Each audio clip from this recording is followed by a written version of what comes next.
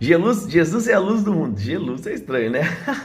Jesus é a luz do mundo e todo aquele que tivesse um encontro com ele não mais andaria em trevas. Isso e muito mais nós vamos ver no dia de hoje. Nós sabemos que Jesus veio para mudar a nossa história. Estávamos perdidos, mortos em nossos pecados e delitos, mas por meio dele a nossa história pôde ser reescrita, ser construída. Ele é o caminho, a verdade e a vida. Nós vamos ver um pouquinho mais dessa história hoje, passar por crônicas, também por salmos. Eu convido você para essa viagem. Eu sou o Leandro Machado, é um privilégio ter você aqui comigo.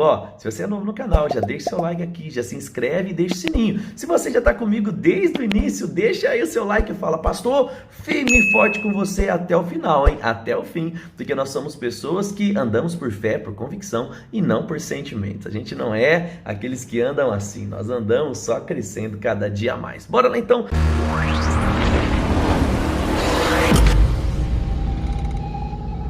João, capítulo de número 12, nós vamos ler a partir do verso número 27. Pega sua Bíblia e aumenta o som. E ele diz assim: agora a minha alma está angustiada. Acaso devo orar? Pai, salva-nos desta hora. Mas foi exatamente por esse motivo que eu vim. Pai, glorifica o teu nome. Então uma voz falou do céu: eu já glorifiquei meu nome e farei novamente em breve. Quando a multidão ouviu a voz, alguns pensaram que era um trovão, enquanto outros afirmavam que um anjo estava falando. Então Jesus lhe disse: a voz foi por causa de vocês e não por causa de mim. Chegou a hora de julgar o mundo, agora o governante deste mundo será expulso. E quando eu for levantado na terra, atrairei todos a mim. Ele disse isso para indicar como morreria. A multidão disse: entendemos pelas escrituras que o Cristo viveria para sempre. Como pode dizer que o Filho do Homem morrerá? Afinal, quem é esse Filho do Homem? Jesus respondeu: minha luz brilhará com vocês só mais um pouco. Andem na luz enquanto podem ver, porque a escuridão um dia vai pegar vocês de surpresa. Quem anda na escuridão não consegue ver onde vai. Creiam na luz enquanto há tempo. Desse modo, vocês se tornarão filhos da luz. Depois de dizer essas coisas, Jesus foi embora e se ocultou no meio deles. Apesar de todos os sinais que Jesus havia realizado, eles não creram nele. Verso 38. Aconteceu conforme o profeta Isaías tinha dito: o Senhor, quem creu em nossa mensagem, a quem o Senhor se revelou como braço forte? Mas o povo não podia crer, pois como Isaías mesmo disse, o Senhor cegou seus olhos e endureceu seu coração, para que seus olhos não vejam, seu coração não entenda e não se voltem contra mim, nem permitam que eu os cure. A palavra de Isaías, referindo-se a Jesus, pois viu sua glória e falou sobre ele. Ainda assim, muitos creram em Jesus, incluindo alguns dos líderes dos judeus. Eles, porém, não declararam sua fé abertamente, por medo de que os fariseus os expulsassem da sinagoga. Amaram a aprovação das pessoas mais que a aprovação de Deus. Jesus disse em alta voz às multidões: se vocês creem em mim, não creem apenas em mim, mas também naquele que me enviou. Pois quando vem a mim, vem aquele que me enviou. Eu vim como luz para brilhar neste mundo, a fim de que todo aquele que crê em mim não pereça, não permaneça na escuridão. Não julgarei aqueles que me ouvem, mas não julgarei aqueles que me ouvem, mas não me obedecem, pois vim para salvar o mundo e não para julgá-lo. Mas todos que me rejeitam e desprezam a minha mensagem serão julgados no dia do julgamento pela verdade que tenho falado. Não falo com a minha própria autoridade. O Pai que me enviou ordenou o que eu devo dizer, e eu sei o que o mandamento dele conduz à vida eterna. Por isso digo tudo o que o meu Pai mandou dizer. Essa é a máxima. Olha para Jesus que você vê Deus. Nós temos muita dificuldade de conhecer e entender o Velho Testamento. O Deus do Velho Testamento às vezes parece que é um Deus diferente, mas não é. Ele continua sendo o mesmo Deus. Ainda que nós tenhamos dispensações diferentes, Deus não mudou. Muitas vezes o que ele fazia, o que ele faz, pode ter mudado um pouco para melhor por causa da graça e da nova aliança. Mas o segredo é: olhe para Jesus e através de Jesus, olhe para Deus. Como Jesus mesmo disse: quem vê a mim, vê o Pai. Bora então, 2 Crônicas, capítulo de número 16 e 17, nós estamos vendo aqui Deus restaurando coisas. Nós vimos Asa aqui, restabelecendo de novo um relacionamento com Deus, e por isso Deus honrando ele com a vitória. Bora agora ver aqui os últimos anos do reinado de Asa, 2 Crônicas 16, No 36º ano do reinado de Asa, Baasa, rei de Israel, invadiu Judá e fortificou Ramá, a fim de impedir que qualquer um entrasse ou saísse do território de Asa, rei de Judá. Em resposta, Asa removeu o prata e o ouro dos tesouros do templo do Senhor do Palácio Real. Enviou a prata e o ouro a Ben-Hadad, rei da Síria, que governava em Damasco, com a seguinte mensagem: façamos um acordo, você e eu, como aquele que houve entre seu pai e o meu. Enviou-lhe prata e ouro, rompa o seu acordo com Baasa, rei de Israel. para que ele me deixe em paz. Ben-Hadad aceitou a proposta do rei Asa e enviou os comandantes de seu exército para atacarem as cidades de Israel. Eles conquistaram Ijon, Dan, Abel, Bet-Maacá e todas as cidades de Naftali que serviam como centros de armazenamento. Quando Baasa, rei de Israel, soube o que havia acontecido, abandonou seu projeto de fortificar Ramá e parou todas as suas obras ali. Então o rei Asa ordenou aos homens de Judá que levassem embora as pedras e a madeira usada por Baasa para fortificar Ramá. Asa empregou esses materiais para fortificar as cidades de Gebe e Mispa. Por esse tempo, o vidente Hanani foi até Asa, rei de Judá, e lhe disse: uma vez que você confiou no rei da Síria, em vez de confiar no Senhor, seu Deus, perdeu a oportunidade de destruir o exército do rei da Síria. Olha aí, se ele tivesse orado, e consultado a Deus, assim como ele fez quando ele estava ali lutando contra o exército de 1 milhão de soldados, Deus teria resolvido. Mas ele falou: meu pai fez isso, e a gente consertou desse jeito, certamente vai dar certo. Não deu certo. E aí ele continua então dizendo... Verso 8. Você não se lembra do que aconteceu aos etíopes, aos líbios, ao exército enorme com todos os seus carros de guerra e cavaleiro? Tá vendo que eu estou te falando aqui? Naquela ocasião você confiou no Senhor e ele os entregou nas suas mãos. Os olhos do Senhor passam por toda a terra para mostrar sua força àqueles cujo coração é inteiramente dedicado a ele. Como você foi tolo, de agora em diante haverá guerras contra você. Asa se irou tanto com o vidente por ter lhe dito que mandou prendê-lo e colocá-lo no tronco. Nessa época, Asa também começou a oprimir duramente alguns do povo. Se perdeu. Os demais acontecimentos do reinado de Asa, início e fim, estão registrados no livro dos reis de Judá e de Israel. No 39º ano do seu reinado, Asa foi atacado por uma doença nos pés. Embora a doença fosse muito grave, ele não buscou a ajuda do Senhor, mas só dos médicos. Então, no 41º ano do seu reinado, morreu e se reuniu seus antepassados. Foi sepultado no túmulo que havia mandado abrir na cidade de Davi. Foi colocado num leito perfumado com especiarias e vários óleos aromáticos, e o povo fez uma imensa fogueira em sua honra. Capítulo 17, verso 1. Josafá, filho de Asa, foi seu sucessor. Ele fortaleceu Judá para que pudesse resistir a Israel, colocou tropas em todas as cidades fortificadas de Judá e designou guarnições adicionais para a terra de Judá e para as cidades de Efraim, que seu pai Asa havia conquistado.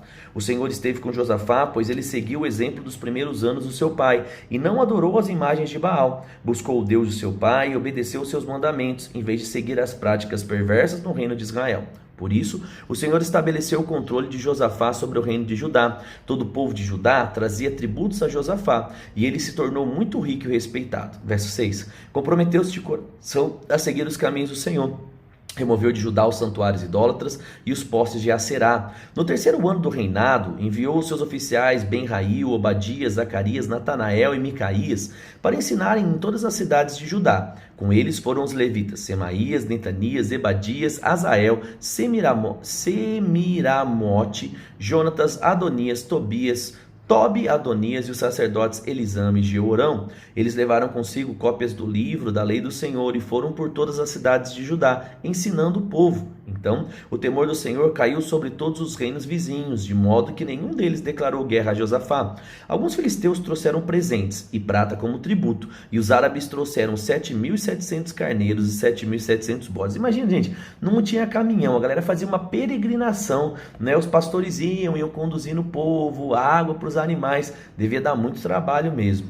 Josafá se tornou cada vez mais poderoso e construiu fortalezas, cidades para servirem de centros de armazenamento em toda a terra de Judá. Guardou muitos suprimentos nas cidades de Judá e colocou em Jerusalém um grande exército de guerreiros experientes. Seu exército foi registrado de acordo com os clãs. De Judá havia 300.000 soldados organizados em grupos de 1.000, sob o comando de Adna. Em seguida vinha Joanã, que comandava 280.000 soldados. Depois dele vinha Amazias, filho de Zicre, que se apresentou voluntariamente para o serviço do Senhor e comandava 200.000 soldados. De Benjamim havia 200.000 soldados equipados com arcos e escudos. Seu comandante era Eliada, guerreiro experiente. Em seguida vinha Josabade, que comandava 180.000 homens armados. Essas eram as tropas que estavam à disposição do rei, além daquelas que ele havia colocado nas cidades fortificadas em toda a terra de Judá. Então lembra, gente, Sai do automático. Às vezes a gente aprende o tempo todo, fazer naquela correria. Como foi que o fulano de tal resolveu isso? E às vezes a gente vai lá e faz do mesmo jeito. Não,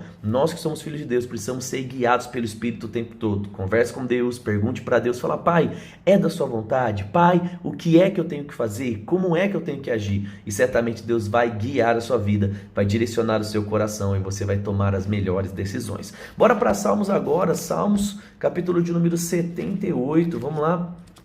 Salmos 78, bora lá, ver o que é que o salmista vai falar aqui. Salmo 78, de 1 até 20, e ele diz assim, Salmo 78, de 1 a 20. Ó meu povo, ouça as minhas instruções, abra os ouvidos para o que direi, pois lhes falarei por meio de parábola. Ensinarei enigmas do nosso passado, histórias que ouvimos e conhecemos, que nossos antepassados nos transmitiram. Não esconderemos essas verdades dos nossos filhos, contaremos à geração seguinte os feitos gloriosos do Senhor, seu poder e suas maravilhas, pois ele estabeleceu seus preceitos a Jacó e deu a lei a Israel. Ordenou aos nossos antepassados que ensinassem aos seus filhos, para que de geração em geração os filhos ainda por nascer o conhecessem, e eles por sua vez ensinassem aos seus filhos. Portanto, cada geração deve pôr sua esperança em Deus, não esquecer de seus poderosos feitos e obedecer seus mandamentos. Ainda assim, não serão como seus antepassados, teimosos, rebeldes, infiéis, que se recusaram a confiar em Deus de todo o coração. Os guerreiros de Efraim, embora armados de arcos, deram meia volta e fugiram no dia da batalha. Não cumpriram a aliança de Deus, não quiseram viver de acordo com sua lei. Esqueceram o que havia feito, as maravilhas que ele tinha mostrado, os milagres que realizara para seus antepassados na planície de Zoana, terra do Egito, pois ele dividiu o mar e os conduziu na travessia, fez as águas se erguerem como muralhas. Durante o dia os guiava como uma nuvem, durante a noite como a luz do fogo. No deserto